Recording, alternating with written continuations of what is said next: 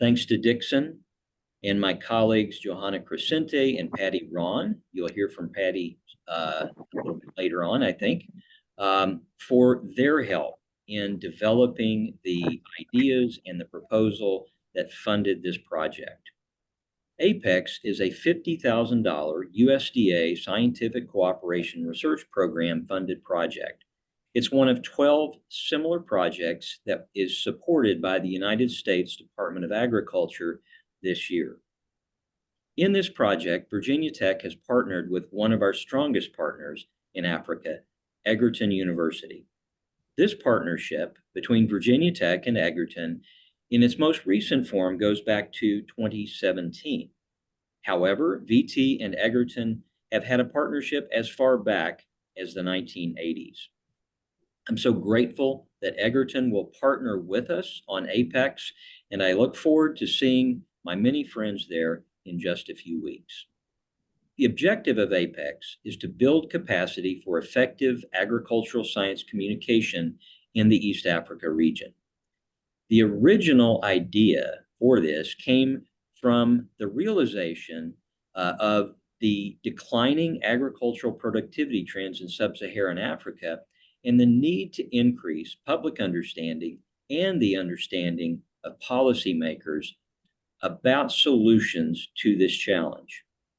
If you'd like to know more about agricultural productivity trends in sub-Saharan Africa, and specifically the East Africa region, I encourage you to review the 2023 Global Agricultural Productivity Report, or GAP report, that's free to download and whose link Dixon will shortly provide in the chat. After a series of engagements with our partners from East Africa, including a well-attended GAP report event that we hosted in Nairobi in 2022, we concluded that one way to respond to the declining trend of agricultural productivity and to solve this challenge was through the APECS project. So we're really thrilled that after almost 2 years of planning that we are able to make the doors to our universities and produce knowledge that directly informs practice and policy that may impact agricultural productivity growth. We hope that many partnerships will arise from this symposium, and hopefully we can also create a strong U.S. East Africa agricultural science and policy communication community of practice.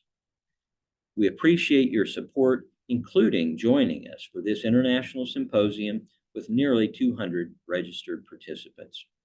I, just like you, look forward to hearing from our speakers, Professor Anthony Ageru from Ruforum in Uganda, Dr. Jean Perella from Virginia Tech, Maureen Awar from Kenaf in Kenya, and Dr. Jacqueline Ainjay from Kansas State University in the United States.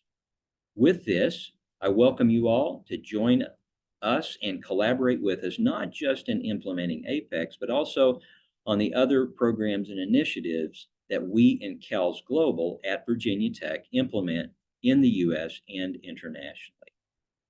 And now I'd like to welcome my colleague and friend, Professor Patience Mashinga, Dean of the Faculty of Agriculture at Egerton University, to make some remarks. Patience.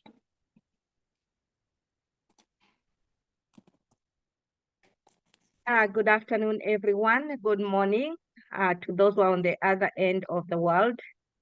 Thank you, Prof.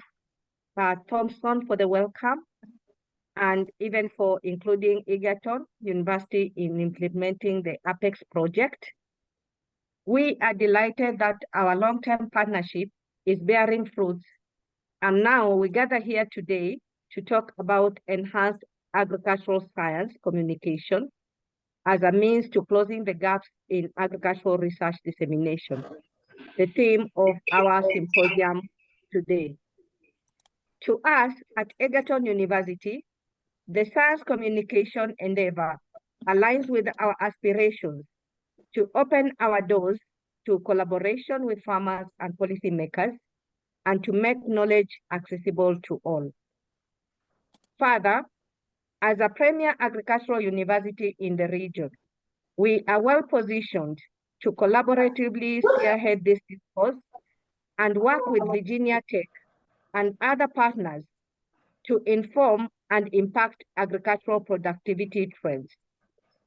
We note the contribution of Virginia Tech's global agriculture.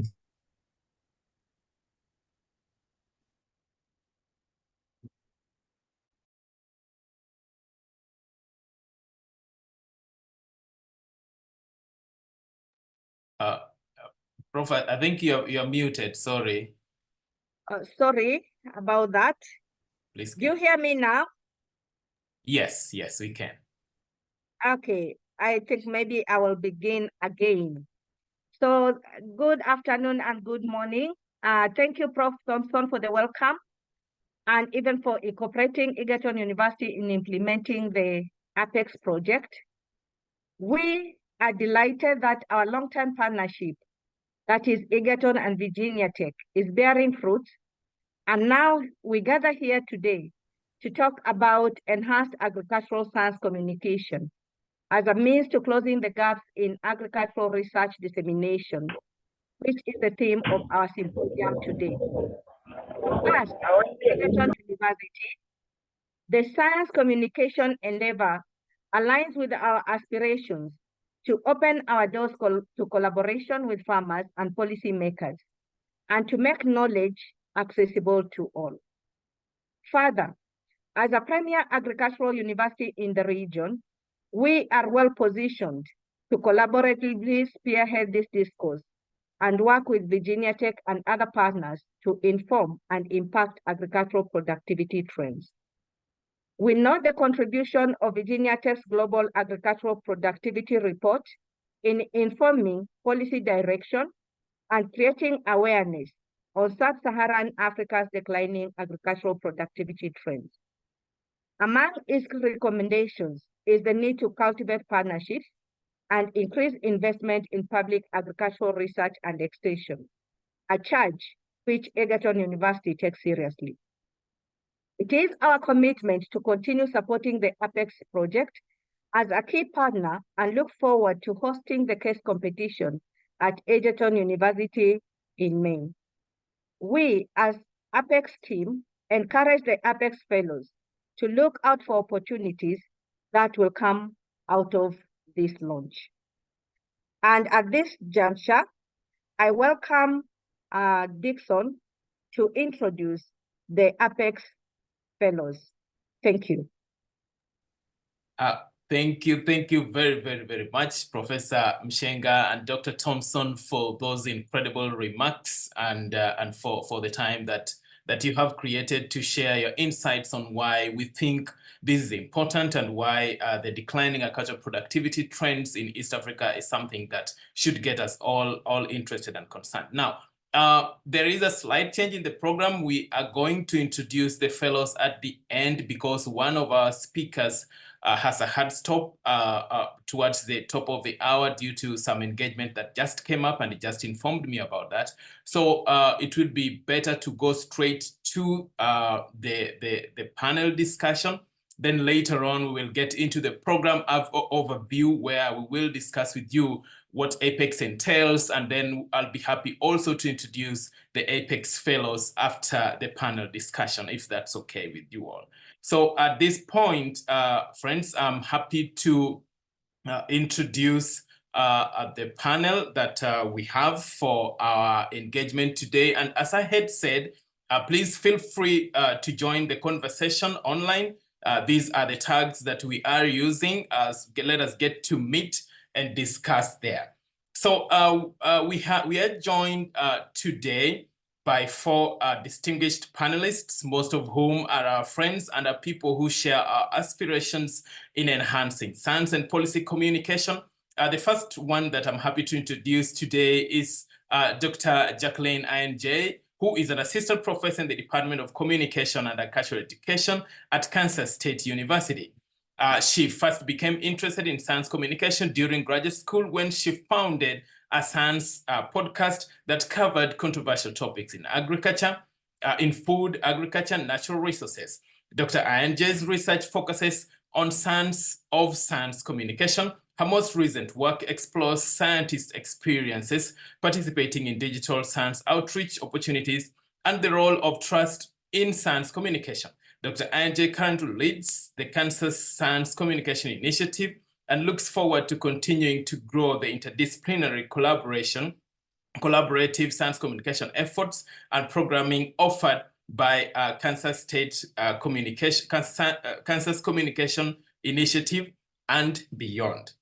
Then we are also joined by Professor Anthony Egeru. Professor Anthony Egeru is the program manager in charge of skills and engagement for community development at the Regional Universities Forum for Capacity Building in Agriculture, RUFORUM. RUFORUM is based in Uganda, but covers most universities that engage in agriculture in Africa.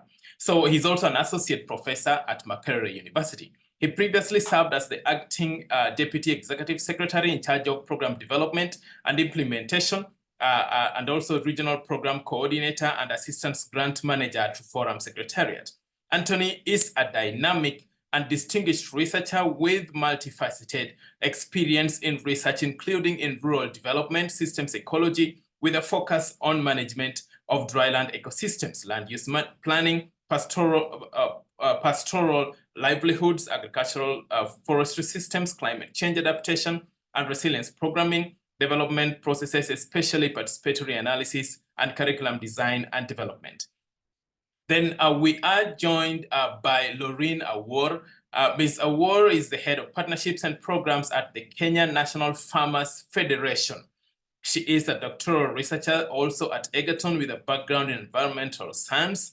Awor is a recipient of the 2024 Agroecology Leadership Academy Fellowship, supported by GIZ, and in 2023, Hubert Partnerships Research Mobility Support to UPMC Sorbonne University. She is an alumnus of the 2022 Young Women Leadership on Cultural Adaptation Program and a 2019 Orange Knowledge Program Fellow on Global One Health. She is currently an advisory member, meaningful participation of women in UNFCCC negotiations, IIED, and chairs the thematic working group on access and benefits sharing and traditional knowledge on agro-biodiversity and agroecology in Kenya. Finally, we are joined by Dr. Jean Perella, who is an assistant professor of life sciences communication in the Department of Agricultural Leadership and Community Education. That's my department at Virginia Tech. She holds a master's and PhD in agricultural leadership, education, and communication from Texas A&M University and specializes in agricultural communication. Perella studies how strategic messaging influences consumer behavior towards contentious agricultural issues. She also explores strategies for enhancing the communication and public engagement skills of scientists, students, and professionals within the food, agricultural, and life sciences sectors. So with that, friends, I am happy to invite these distinguished panelists that I have introduced to you, who will each get some time to talk about what they do and introduce themselves in their own way. That will also help us get insights into what their organizations do. So I will start with you, Professor Egeru, please.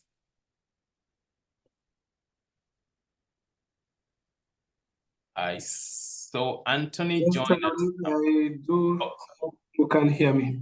Yes. Okay.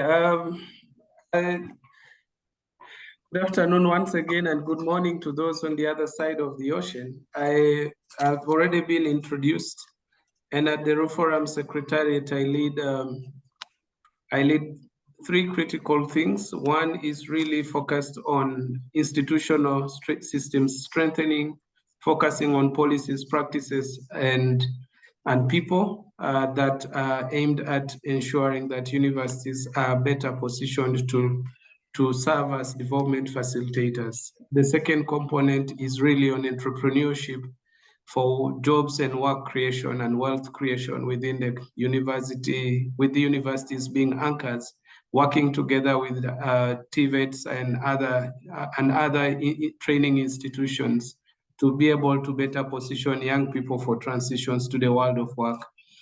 The third focus area of my work here at the Roof Forum Secretariat and together with the universities is largely on science solutions for development. And that's largely focusing on taking to scale technologies, innovations, and management practices, again, for for jobs and wealth creation at different focus value chains that have been prioritized. Right now, we've been focusing on about 17 different value chains. This is likely to grow over the next couple of 5 to 10 years, given the next level of focus that we are working on over the next 10 years.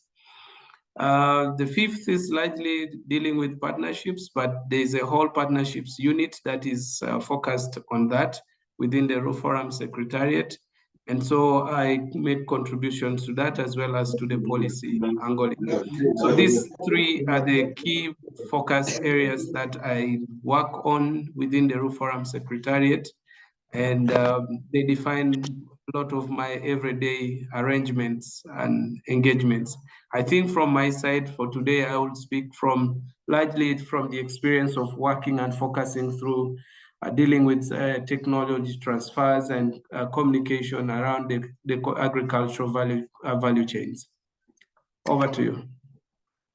Thank you very much, Professor Egeru, for that introduction. Right now, I'd like to invite Dr. Anjay to introduce herself and tell us what she does at Kansas State. Good morning. Well, good morning from here. We're experiencing a little bit of snow, a little bit of cold, but happy to have been able to join you all. As mentioned, I'm an assistant professor at Kansas State University in our Department of Communications and Agricultural Education. My research focuses a lot on looking at science communication broadly within food, ag, and natural resources, specifically the experiences of people participating in outreach, whether it be digital outreach, community programming, and better understanding how we can get involved. Oftentimes, there's a lot of technical information being shared, not in conjunction with someone from a social science department. So how do we make more collaborative team efforts to better support existing programming and do a little bit of program evaluation on existing programs of how we continue to develop them. And on the other side, I work a lot in the technology space. So things like podcasts, virtual reality, any kind of digital programs focused on science literacy and increasing public awareness of science. Most recently, as mentioned, I lead our Kansas Science Communication Initiative. We're a small group on campus built out of need from the community, again, of programs wanting trading, wanting collaboration, and then on the research side, building grants teams, seeking additional funding.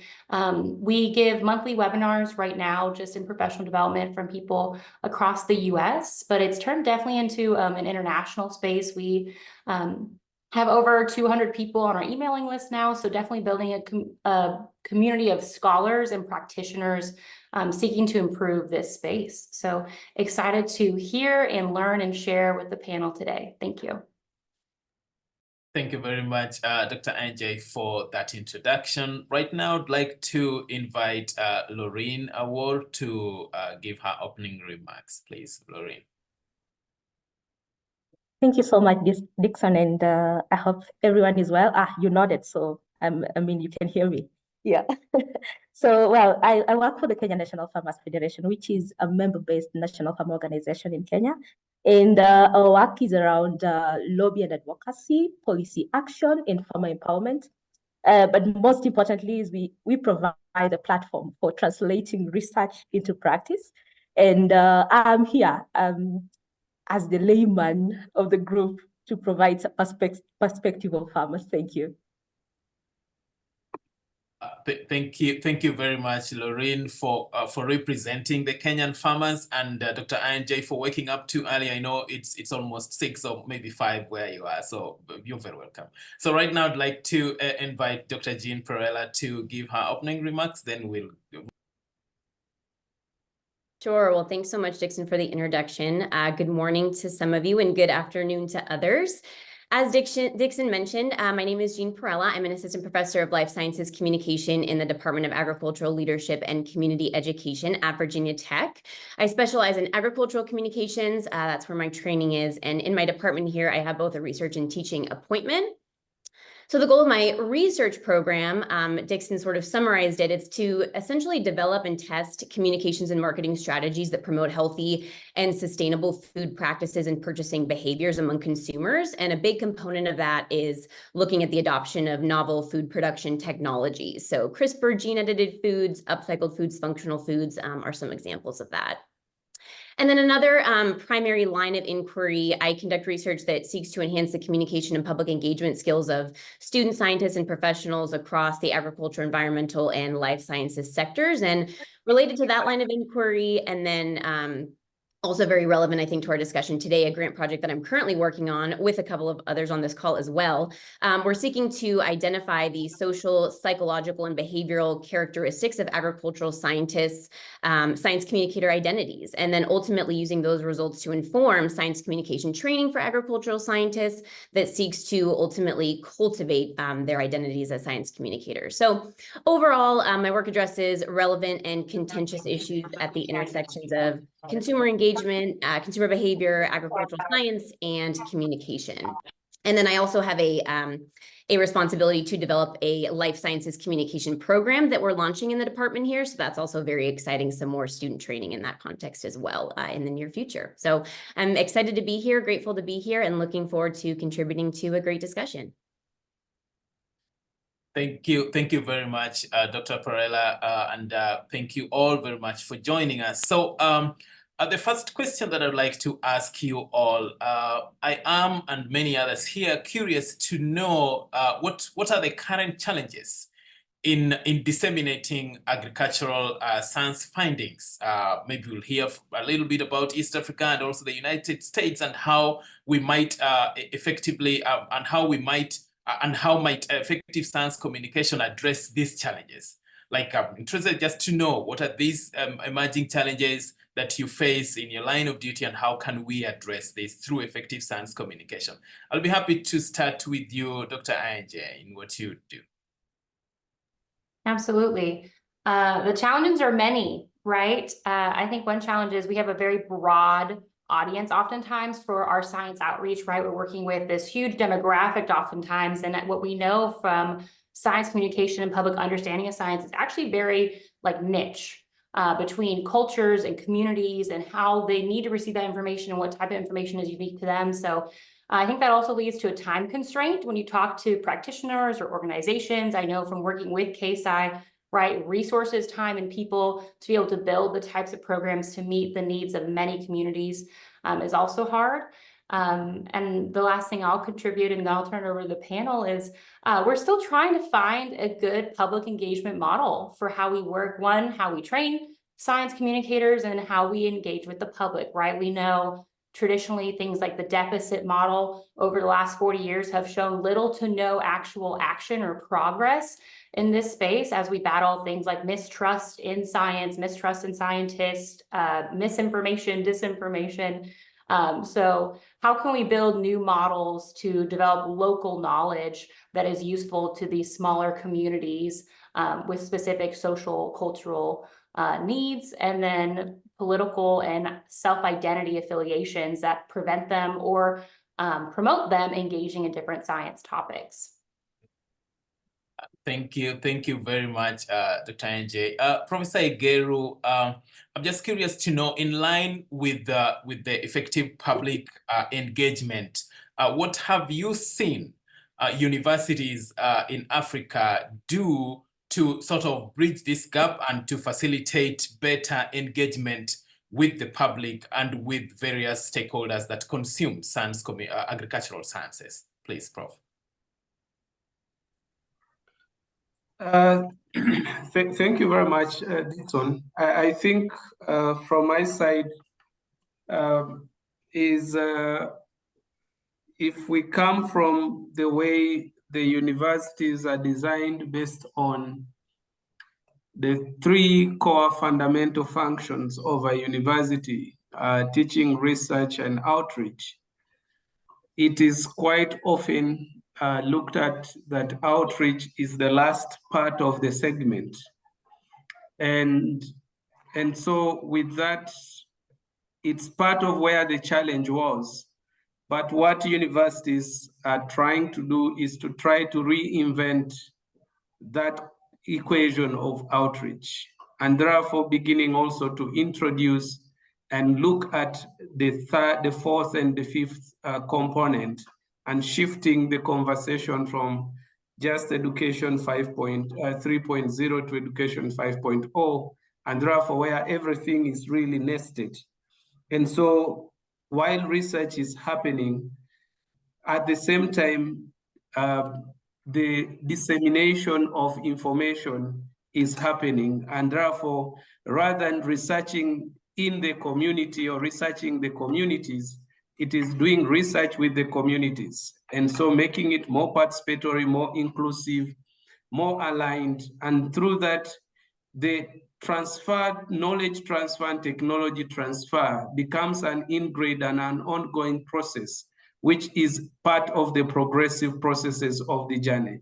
So reinventing and realigning those models of the traditional system where it was focused on do teaching, do research, then go and do outreach, to reinventing that to become an embedded system and approaching it from an ecosystem perspective. The second issue is largely in terms of the structure of agriculture. While it is both a challenge within the continent, because we have traditionally moved with a large pool of smallholder farmers, and therefore information needs are different at different segments.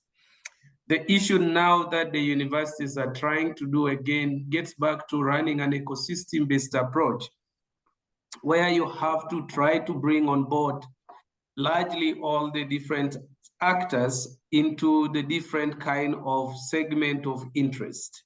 So of course, the large-scale farmers are able to address their needs, and they're able to meet their large segment of information access, information generation and analysis, and all the analytics that they need, they can pay for. But we have the large pool of segment of these smallholder farmers that, for the lack of it, we've always said we grow poverty through them. Is that how might we work together with this to become part of the restructuring the sector? The issue is that they are moving fast at one point, but what kind of information are they accessing? So universities, while trying to address the barriers that they have in delivering information, are also co-creating with the smallholder farmers the kind of information needs and the information gaps that need to be addressed. And I think finally is that universities have become alive to the reality of, you might be thinking you have information, but what information is it? Is it information, or it is not information at all? Because you might be going to the farmers thinking that you're carrying information, and then you are, to the shock of yourself, the farmers have already moved a long time in terms of what you are trying to propose. So that has therefore meant that universities are restructuring their own processes of information access and information generation. So these three are some of the issues that the universities are alive to. And again, the universities are at different levels of implementing these three directions. Over to you. Thank you very much, Professor Igeru, for bringing that university angle, and I appreciate the position that RUFORUM holds and the bird's eye view of different universities in Africa. Right now, I'd like to hear from you, Lorraine. What are farmers saying? Like, is this ecosystem-based approach that Anthony Igeru is talking about making sense? Or are farmers moving faster than the universities are? What are some of these challenges in disseminating information have you noted, please? Thank you so much, Dixon. And bringing a farmer's perspective is always interesting, because everything is never working. I mean, yeah, but something always works. But maybe the first question we could ask ourselves is, what is the extent of dissemination to farmers currently? I mean, no one knows.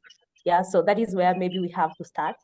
And the current link, of course, to research dissemination in Kenya, speaking from a Kenyan perspective, but I also believe it's the East African perspective, is the extension, yeah, and which is literally dead currently in Kenya. Resources are not available, personnel are not available. How current is the information? I mean, Prof had alluded to that. And that means either we are way late with the information, it becomes stale news, or it doesn't reach anyone. But then when we talk about the challenges, one of them, of course, is resources for reach. How many farmers can we reach at a given time? So that is one challenge that I see. And the other is the media of dissemination, which sometimes is also something that we should look through, because I mean, most of the scientific dissemination is always through, conferences or a report. It's always workshop based, where people are more accessible. That means limitations, of course, on the part of farmers. But then the other thing that we can talk about, and I think Prof also alluded to, is the translation of science to practice, because if you're communicating something that are not the needs of farmers, I mean, does it make any sense or changes? And then the other thing that I think is very important that is lacking is the last mile research reach. And when we're talking about last mile is, I mean, we are connecting to farmers. I work with smallholder farmers. There are quite a lot of constraints as it is. We have research that is disseminated on maybe media channels, whether it's conventional or whether it's the social media platforms currently. And the danger of that is it doesn't reach as many. And we know, of course, like in Kenya currently, the old are the ones who are farmers, especially smallholder farmers. Their access to a number of the very oncoming and sophisticated technologies of media or information dissemination is very limited. The other thing that I also want to say is that sometimes the translating of scientific jargon to simple lay becomes the problem. It's the basics of it. We understand it. It's the danger of the thought that what you know, everyone else knows. So that is also a challenge. But then the other challenge I also feel is important to highlight is the gender disparities. When we're talking about farmers in Kenya, I mean, the current statistics say that women are the most. And when we're talking about information dissemination, sometimes the media is not what is the most accessible to them because, of course, technology disparities, we have connectivity disparities, we have time constraints for women. I mean, there are too many challenges, but I also don't want to dwell a lot in the challenges, but those are some of the things that come up here. Thank you very much, Lorraine, for the key highlights and also for advocating for better means to reach out to the farmers, because I know you are very passionate about that. So there is one thing that you mentioned that just struck me, is that like most communication or most dissemination platforms are like workshop based and mostly inaccessible. So I'd like to hear from you, Dr. Parella. How can researchers design other ways to reach out better? Because then if most of our approaches are inaccessible, then what's the essence of us trying to communicate? Like, how might we engage policymakers and farmers and communities better? Please, Jean. Yeah, so many wonderful contributions to these questions. I think that, they're sort of echoing what everyone was saying. There are a lot of special complexities of communicating agricultural science information. And a lot of that is particularly prominent when the science is part of public controversy or resisted by those who we intend to communicate to. So I think from a research perspective, identifying effective strategies for correcting misinformation and identifying effective strategies to determine the role of different communicators, such as opinion leaders within communities, and how they play a role in affecting people's awareness and understanding of accurate science information. I think also in terms of engagement, examining the effects on our target audience when science communicators are open about their own values and preferences, really intentionally finding relational ground, common ground to develop those very intentional strategic relationships, I think is really, really important. Also from an engagement perspective and involving stakeholders, it's so important, again, from an audience analysis and segmentation perspective, to know as best we can before communicating, before going into a community, the psychographic characteristics of our audience. And those refer to the psychological and lifestyle attributes that define and influence people's attitudes, interests, opinions, values, behaviors, because that very much influences how we not only package our information, but also deliver that to stakeholders. And then I think also when we are trying to effectively engage with our stakeholders, I think that there's some new research that talks about how important empathy as a competency is. I think that really there's cognitive and affective empathy. So the ability to really put yourself in the shoes of others from a cognitive perspective, and then the affective perspective on that is emotion contagion. So really just, I think, intentionally relating to our audiences, committing to relationship building and long-term commitment, and really understanding what those mean in the local context at which we are working in and engaging in participatory approaches. Thank you very much. Like building long-term relations and having empathy with the groups that you're working with are not just a means of checking boxes, but then just having genuine interest in what the people need and the communities require, so that then you can communicate effectively. So Dr. Egeru, Professor Anthony Egeru, I'm just feeding up on what Jean has talked about. How, in your perspective, can researchers effectively engage with farmers or policymakers? What can we do better, please?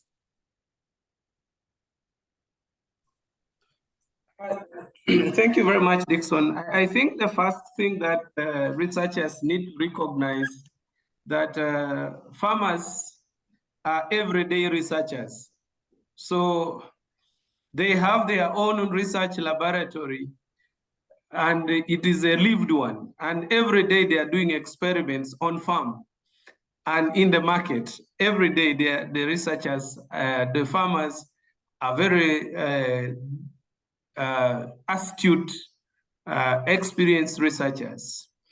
And I take an illustration, in Uganda here, there's farmers, tomato farmers, horticultural farmers.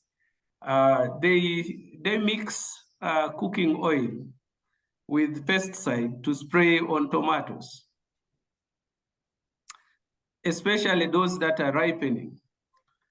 And the question is, how did they know that you need to do that, and such that your tomatoes don't get spoiled by the insects? So,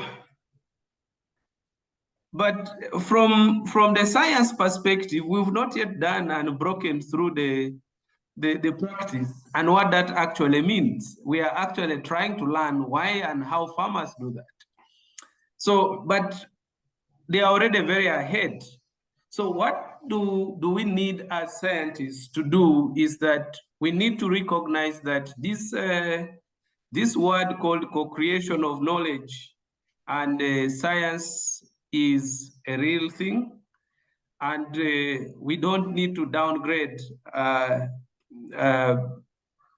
ecological or traditional knowledge within the continent. Two is that we need to recognize that as researchers, we need to utilize the different diverse avenues that farmers rely on for especially last mile delivery of information.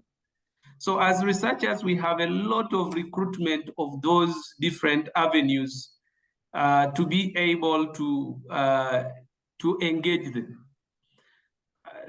Taking, for example, the church. Most of us here in Africa, we are very close to God. in terms of either assumed or not assumed, but how much time do the priests and reverend fathers and the pastors preach about agricultural information? But they preach about tithe, and they preach about receiving from the tithe from the sweat of the farmers. So how much time have we as researchers recruited this group that people listen to religiously without question and without abandon to be part of the last mile delivery actors? How much time and how many times have we made use of the politicians that are built and utilized as religious? They are more like a religion to help us deliver. So it calls for universities and academicians to recognize that beyond the excellency in being a researcher, there is need to build a skill base on people management, on engagement, on strategy, on all these are different skill levels and different skill sets that we need to further develop and champion among our researchers. It's not just good to be an excellent breeder, but it's not a good variety if people don't walk to the bank. The other final from my side is really relating to my last sentence. If it gets people to the bank, you don't need to struggle to disseminate it. Show the farmers how they can get the money out of what you are telling them to do. They will get the information in different ways. So I think beyond what we need to do, beyond saying this is a good variety, this is a good technology, this is a good practice, it has to better make meaning in terms of the monetary as well as the other cultural values to farming households. Then information dissemination will simply go haywire, and you'll be surprised and even amazed that places where you never reached to, your variety will be there because it takes people to the bank. Over to you. Thank you very, very, very much for those incredible insights and even thinking of innovative means and approaches that can be used to engage people better and such kind of things. So like Dr. Angie, I would like to hear from you. What are some lessons that you have engaged or that you have come across in your work on how to effectively engage stakeholders better? Some strategies that you think might work with the universities and with scientists. Thank you. Yeah, that's a great question. So many good comments to pull from the panel so far. It can be hard engaging stakeholders, especially as we're talking about this co-construction or co-development of research, right? When you're having to find people in a lot of different disciplines, right? From a technical side, economic, a social side, the community leaders. For us, luckily, we have a lot of organizations or things like extension, right, that are built in, attached to the university that already kind of inherently serve this collaborative role of connecting you to these communities that maybe you don't personally have a foot in yet. So that's something we've been doing here. We have, my most recent grant is on water scientists and how we can create actionable knowledge, beginning with co-construction of a research team, all the way to policymakers and change. And we have big drought problems in a lot of areas of the United States. So how do we get that actionable change from the top of creating knowledge down to the stakeholders? So working with local water institutes, looking with the National Resource Conservation Services to connect with them and the people that they have working in those communities. But I'd love to, if it's okay, also pose a question to the panel or bring a topic that I don't have an answer for, but we've talked about, needing to connect and show the incentive, right, to farmers, to producers, maybe even to these like policymakers, lobbyists, show the incentive for how using this could be helpful, right? How adopting these practices can be helpful. And we also talked about how we need to, from the start, talk about these outreach programs, right? Workshops aren't always the best way to get information out. But we know, I think it was mentioned by Professor Aguero, that a lot of scientists, researchers, or personnel at universities see outreach as an auxiliary function to their role, right? If you don't have a formal appointment of extension, then this is something that happens at the end of a grant, right? It's the last piece of the process we go through. So I'd love to point out another challenge or a point for discussion is not only how can we incentivize the stakeholders to want to engage in our research process, to serve in that expertise as we seek knowledge and adopt the practices, but how do we incentivize universities and researchers to admit or acknowledge that this is an essential function of what we do, and have them engage with the community's stakeholders in their research. So thank you for the question, and sorry to bring another one back to you, but I think it's a great point, and I feel like that's what a lot of this is built towards, is incentivizing both those communities. Absolutely, absolutely. I agree with you completely. I know Professor Aguero might be leaving in a minute. I will give him some time to respond to Dr. Anjay's comment, and also just talk about the partnership component and how he proposes we move from here, because this is going to be a collective responsibility for all of us. It's not just CALS Global that's going to do this, but we must work together. Dr. Aguero, please. Thank you very much. Let me just respond to the issue around how do we incentivize universities. I think the issue is that we need to move from reimagining the universities and the place of the university. And it is important to reimagine the university as a development facilitator. I think traditionally we've taken the university a lot more as a teaching place. And so for many people, they are stuck with that notion of the work of the university is to teach, research, and then the outreach is basically seen as there is somebody else supposed to do that.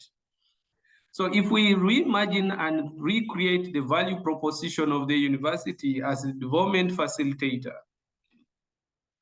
which we are trying to do a lot more from within the Roof Forum perspective through the TAGDEV program, which is now scaling to about 12 or 60, with the potential to 60 other universities, is that the universities are more than teaching. They are more than research. The value proposition of a university is really to facilitate development. And therefore, the science solutions for development are critical. So if people begin to see the value proposition and begin to see themselves as development facilitators, the outreach component is an integral component of ensuring that you can be able to achieve and be able to provide a clear value proposition of your contribution to the economy. Otherwise, if you are just stuck with teaching and so forth, then it might be a long shot for you to see your role as a university in terms of your wealth, in terms of your contribution to jobs and wealth creation, and the overall wealth contribution to the economy in terms of the overall value that you're creating. And this is one of the things that we as universities are faced with, that you go to parliament to try to ask for more money to support with your research. They are not simply seeing your role. They are busy telling you, but look, why should we give you money to just go and spend? Why don't we give money to people who are going to create industries? But the politicians are not seeing that the industries that they want to create can only stand in a country because there is a good and excellent education that is transformative, that can support the running and operations of those industries. Otherwise, if the universities collapse, then most of the work and the labor part of that country begins to be imported, largely imported labor.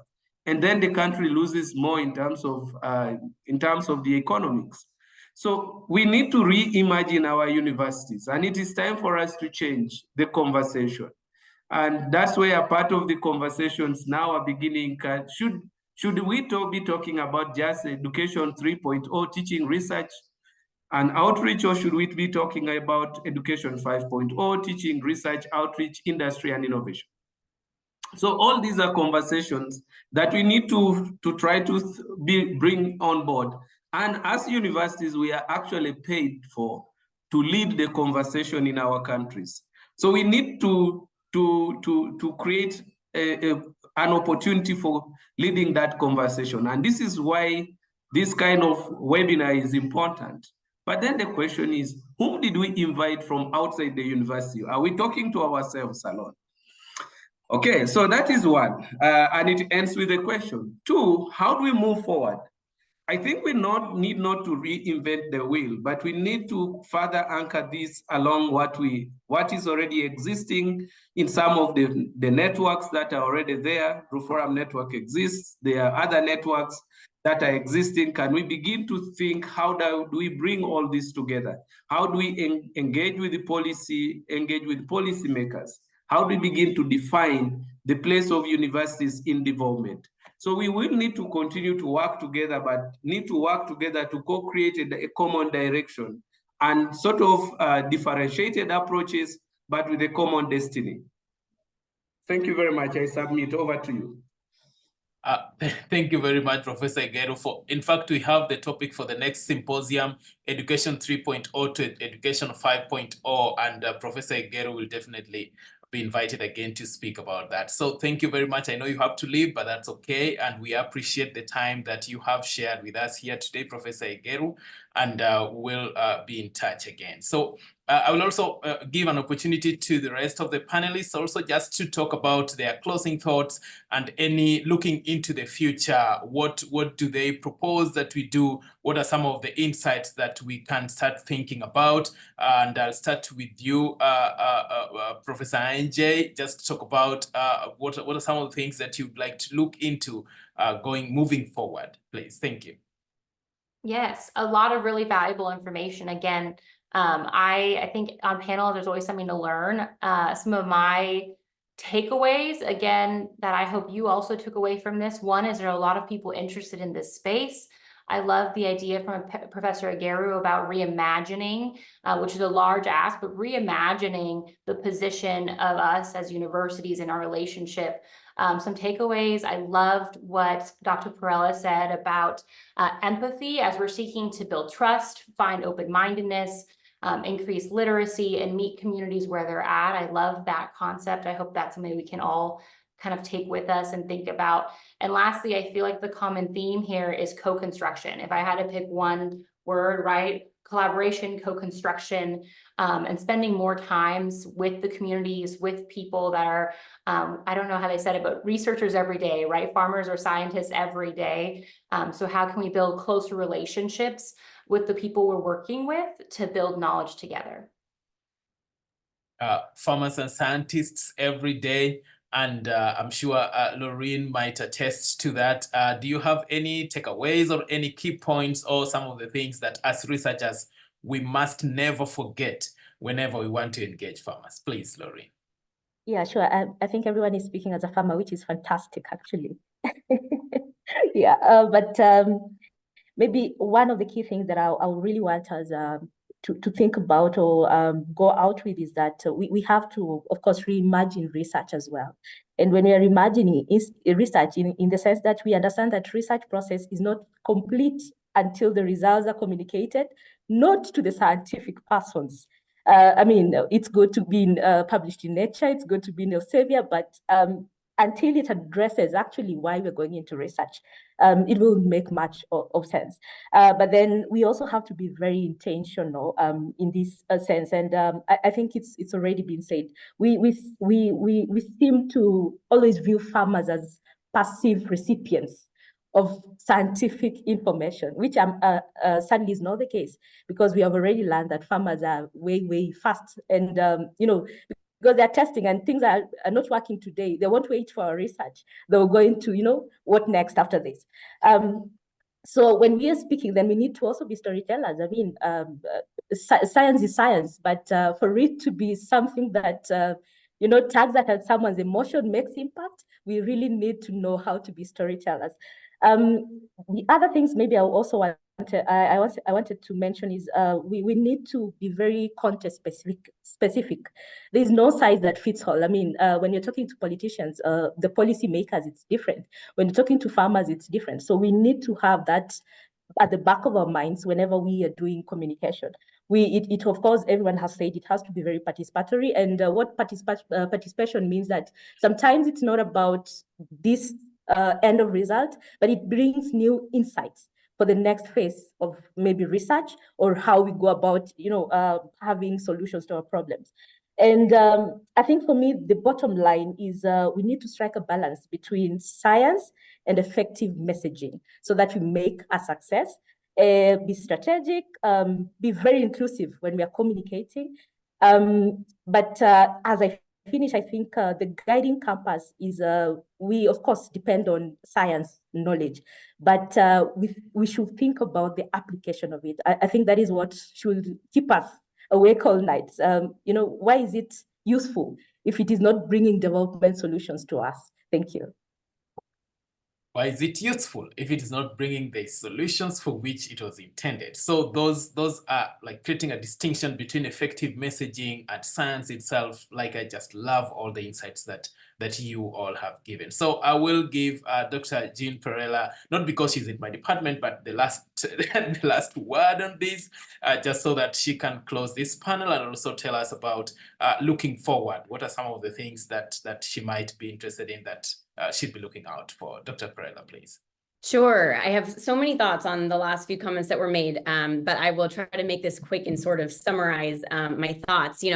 I do echo what everybody else said in the sense that ensuring our good research does not sit in peer-reviewed journals is so important. The theme is how do we effectively disseminate, but ensuring that effective dissemination happens is so critical, and a huge responsibility of that does come from university scientists who often don't perceive that to be one of their responsibilities, as Jacqueline brought to the panel. I think there are a lot of barriers to effective agricultural science dissemination, and that includes time, resources, lack of identity in that space. I think effective science communication or science communication in general is often a subcomponent of a scientist's identity, but only some of the time. I think that as it was mentioned earlier, we perceive that other people are doing this work and we're not really comfortable in that space. So I think creating a culture of science communication is so important. And I think a key component of doing that is through skills training. I think there are a lack of training opportunities, not only to help scientists understand what those opportunities are for engagement, because a lot of the times I think they don't know if they don't have an outreach appointment.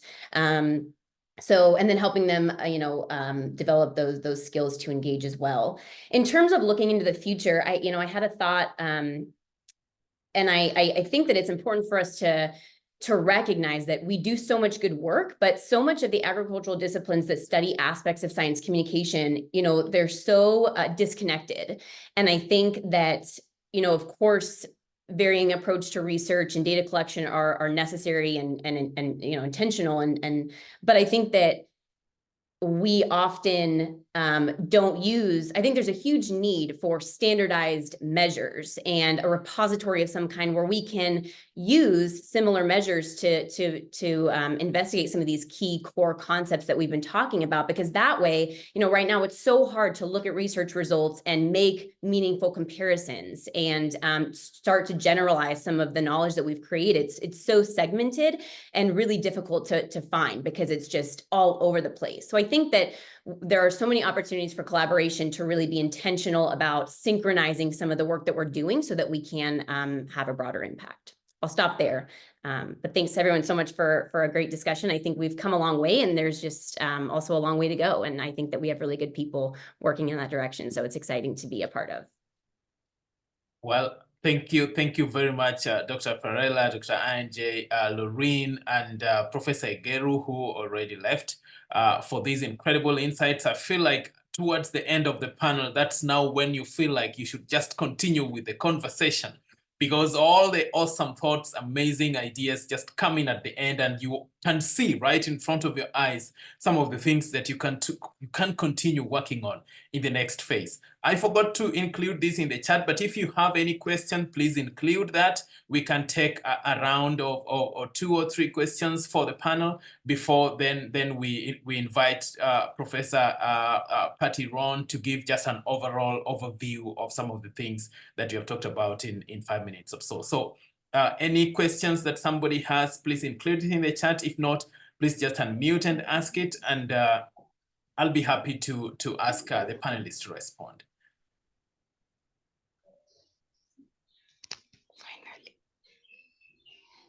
Anybody with a question, feel free to ask. And thank you all very much for the comments that you have included in the chats and all the engagement that we have had.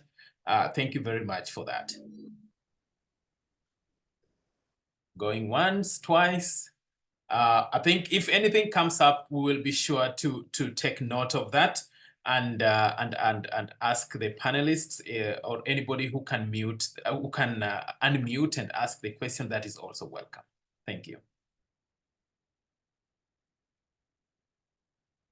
Well, Dr. Ron, yeah. So how do you deal with scientific misinformation?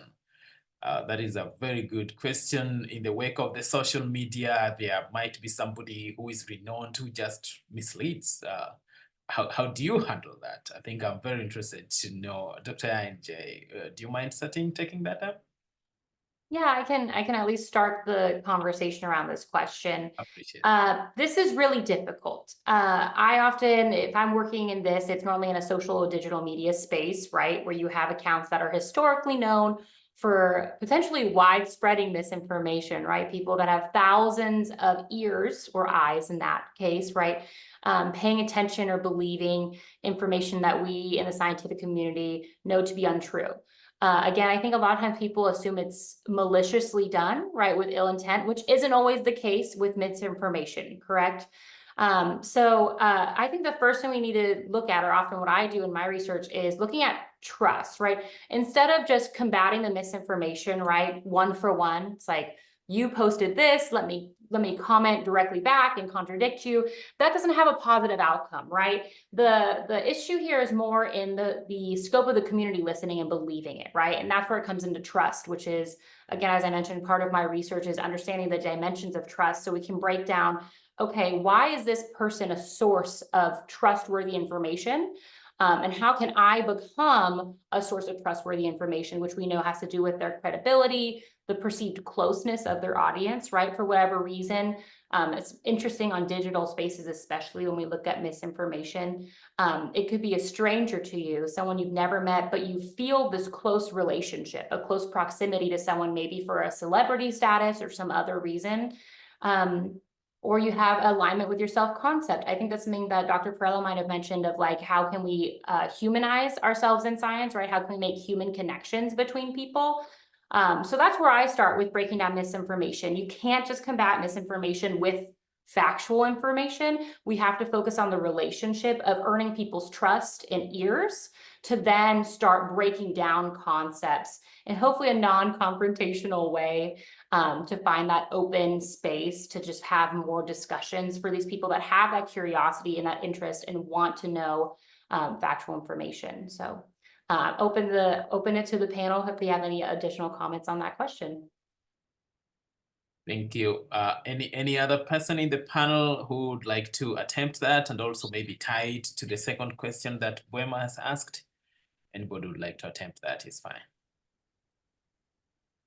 Yeah, thank you, Dixon. Probably for me, my name is Jeff. I work with an organization called CABI that deals with agriculture. So we're currently running a campaign in Nakuru that is focusing on enhancing awareness around pesticide use to reduce unnecessary use. So from what we have done is more of co-creation, getting to understand why they think what they are doing works, or why is it that they think that has been the best way for it to work. And then getting to understand what they think, what are their sources, helps you understand how to break down and tell them that probably from experience and science, this has shown to be more productive based on how it has worked in other places. And that maybe gives them an opportunity to think if they can be able to test it out. And if there are other people who have tested it out, it becomes much more easier for them to be able to explain and say, based on my experiences, this has worked better compared to what we used to do. So that's part of the experiences I've gained in the campaign. Thank you. Thank you very much, Jeff, for the insights and for sharing the information that and the work that you do at CABI.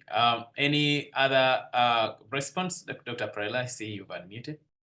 Yeah, gosh, I'm trying to figure out which question to tackle because I know we're short on time, but I just, I completely agree with what's been said. You know, I think in terms of correcting misinformation, that misinformation often circulates in these echo chambers where people surround themselves with people who think and feel the same ways.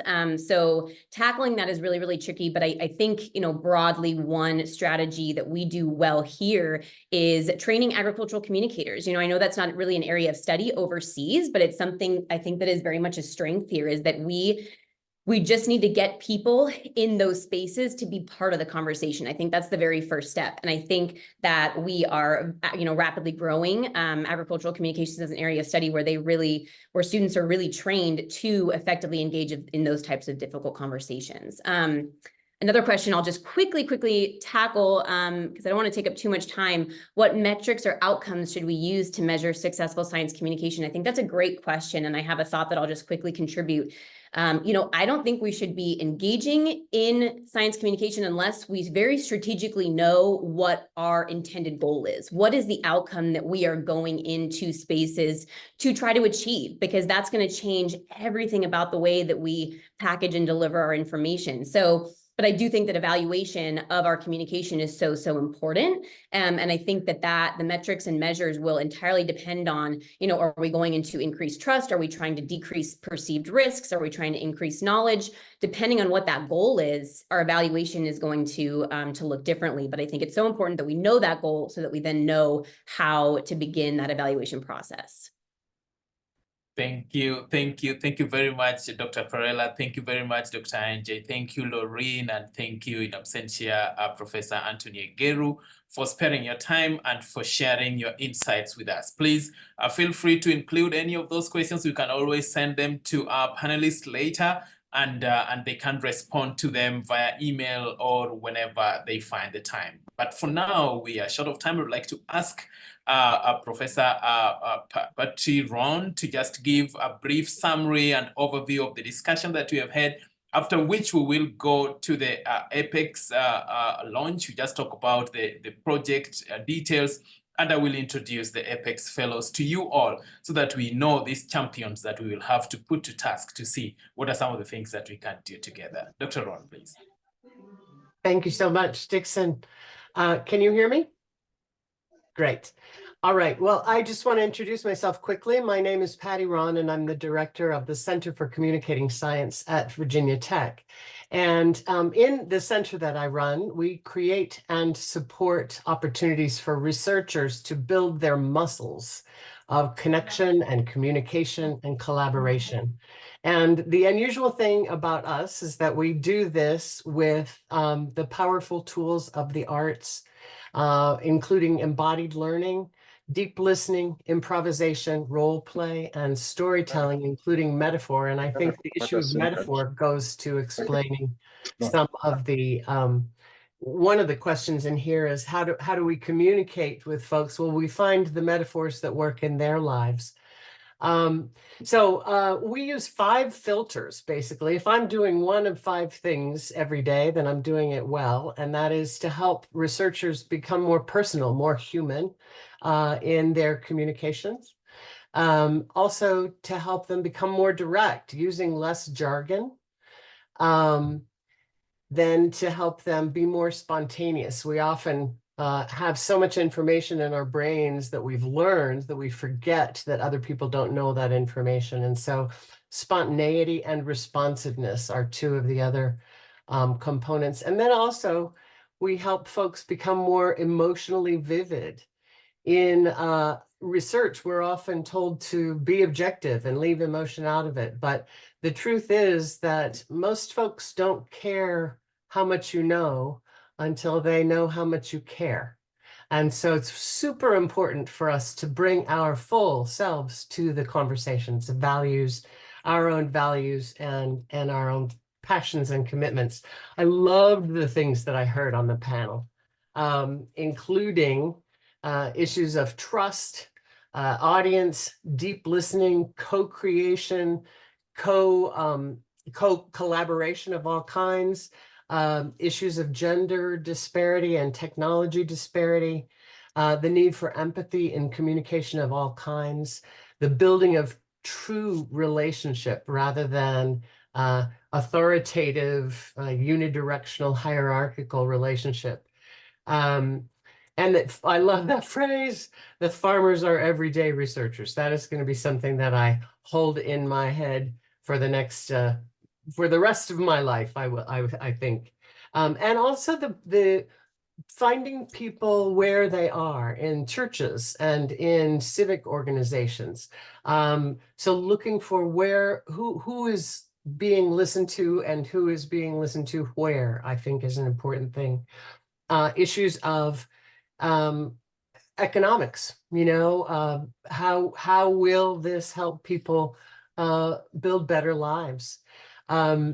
So I think the overall message that I have gotten, and it is embodied in our university's motto, which is that I may serve, is that part of our job is to build bridges to and with everybody so that agribusiness people can cross those bridges to the university, and university researchers can cross the bridge into agribusiness and to the lives of farmers.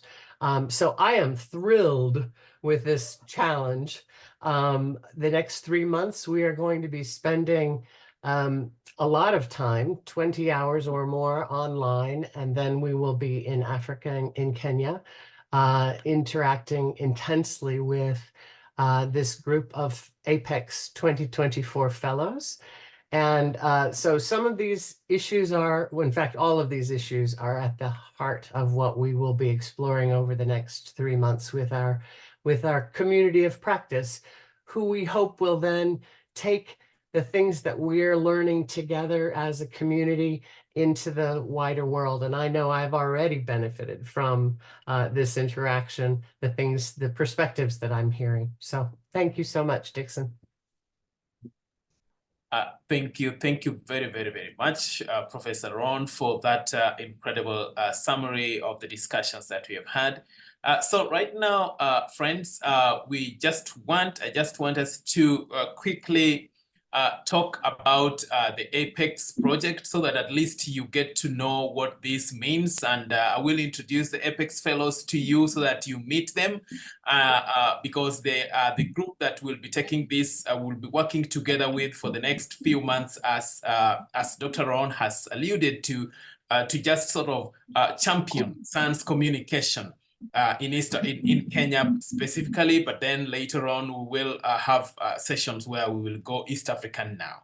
So as Professor Thompson said at the beginning, APECS is an acronym for Agricultural Productivity Enhancement and Communicating Science Project in Kenya. This is a USDA funded program that awarded Virginia Tech $50,000 to implement this project in collaboration with Egerton University. So we are delighted here to then let you know that APECS' overall objective is to help us understand Kenya's communicating science dynamics and facilitate a practice shift to embrace science communication for improved agricultural productivity and technology adoption. So some of the objectives include capacity building through the learning series and through the case competition that you will talk about briefly, and then also to understand and to characterize researchers' perspectives and needs. So we'll engage in some sense of roundtable discussions to just understand what people do. And then the third objective, which is very, very, very important, is to nurture an emerging crop of science communication champions in a trainers model. So we have targeted different universities and different research organizations all over Kenya.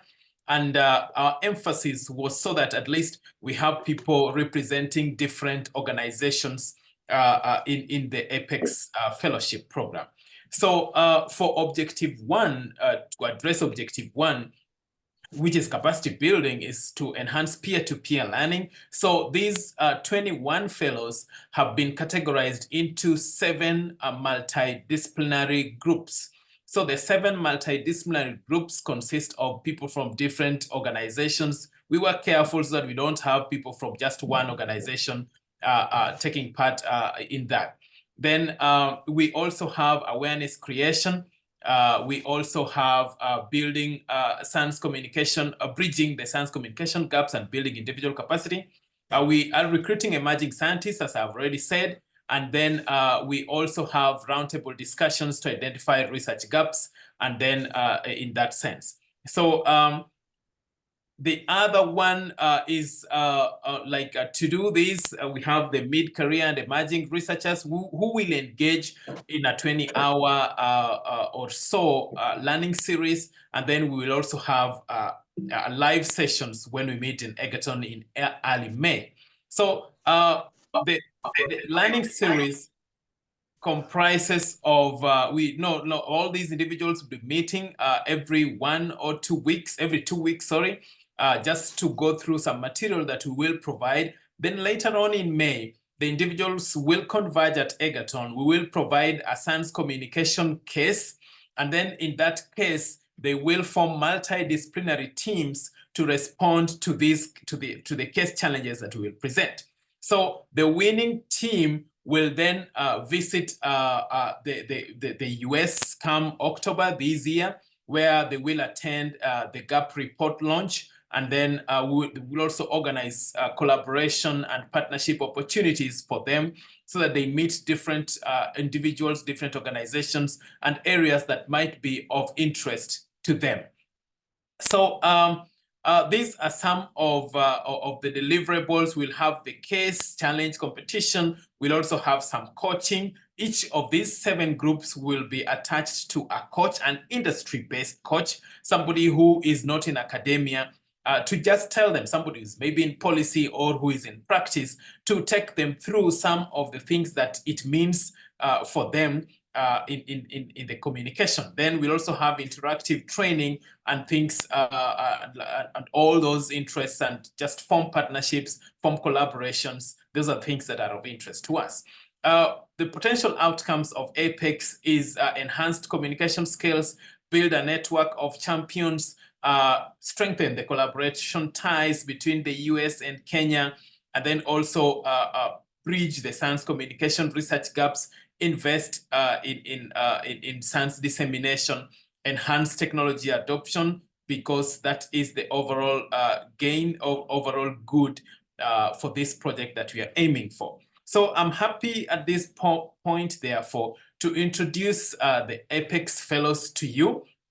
I am showing these individuals so that at least you know some of the people who we will work together with for the next few months, just to help us champion science communication needs and science communication interests in East Africa. So the first one is Gertrude. Gertrude is a Coffee Research Institute researcher who is working in plant pathology. She's a PhD candidate there.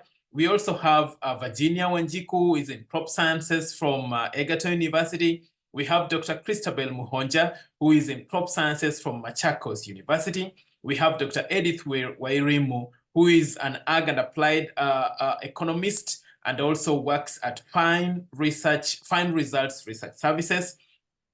We have Steve Andele. Steve is in the discipline of Ag and Applied Economics. He's from Maseno University. We have Dr. Timothy Njagi. Tim, has been a great supporter, big supporter of science communication and of the GAP initiative. We have worked with him a while, and he's interested to mentor and work with us in this from Tegemeo Institute.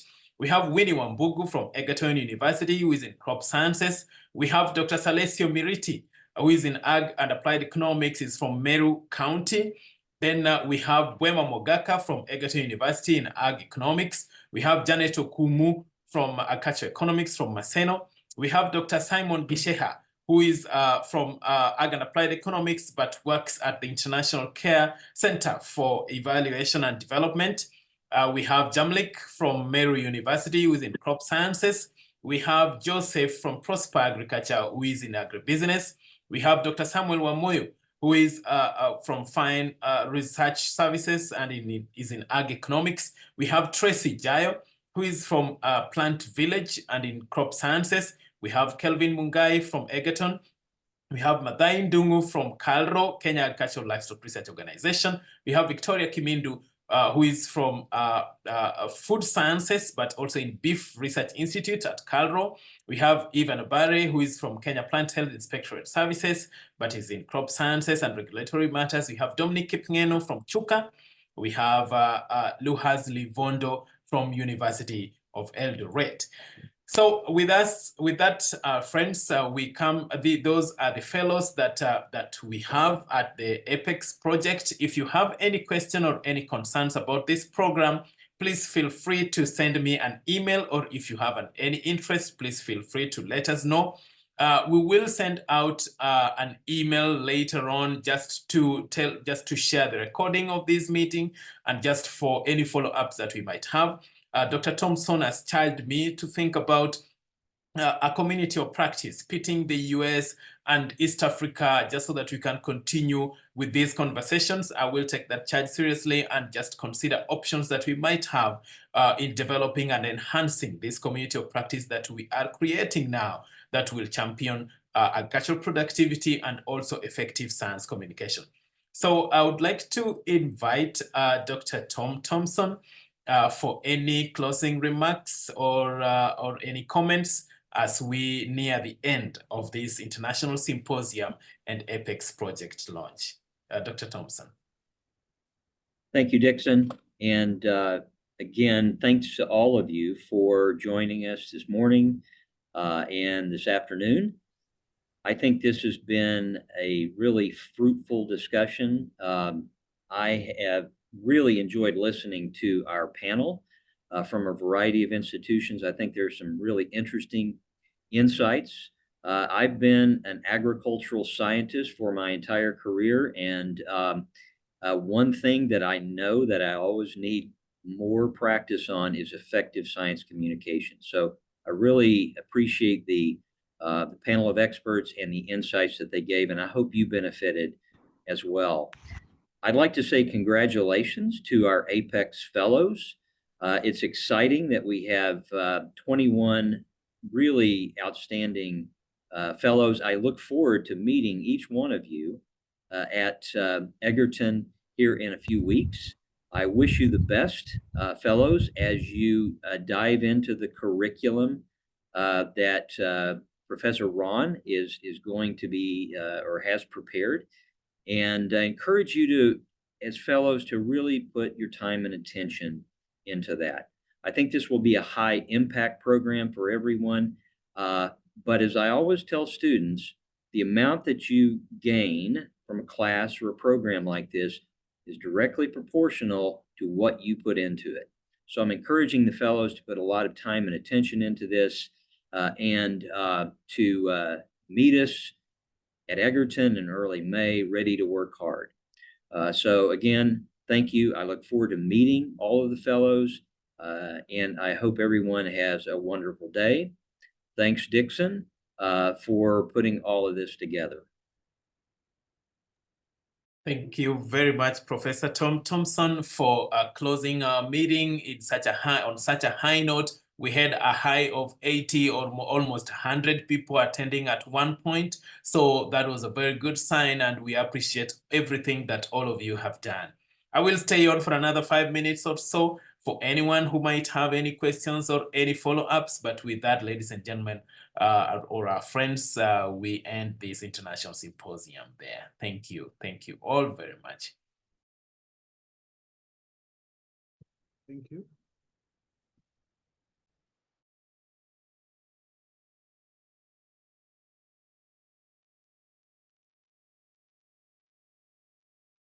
Thank you. Thank you. Thank you, Marceline. Thank Thank you, you. Dixon. Thank you. Thank you very much. Thank you, Lorraine. Thank you, Jean. Thank you, Dr. NJ. I appreciate waking up very early to join us. Thank you very much. Thank you.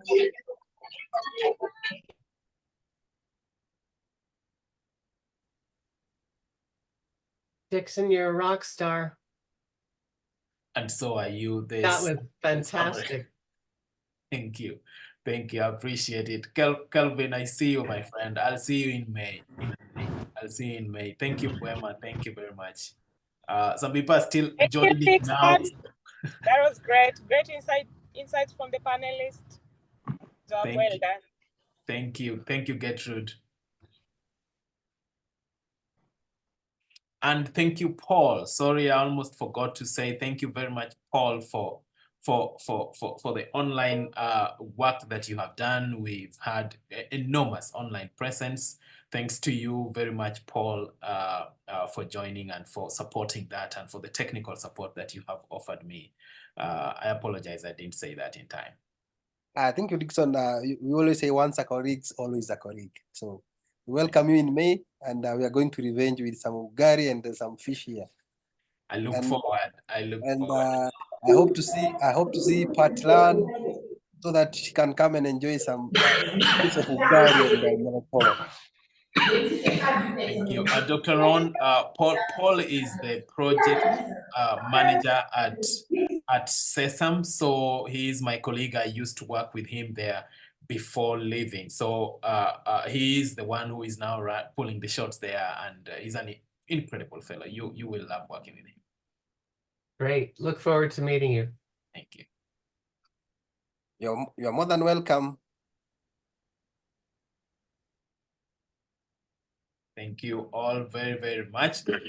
I think with that, we will end here, and appreciate the time that everybody took to come and join us.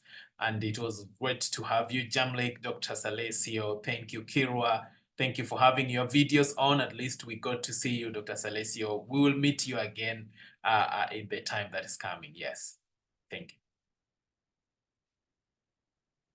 Thank you. Bye, Dr. Ron. Bye. Have a good day. Thank you.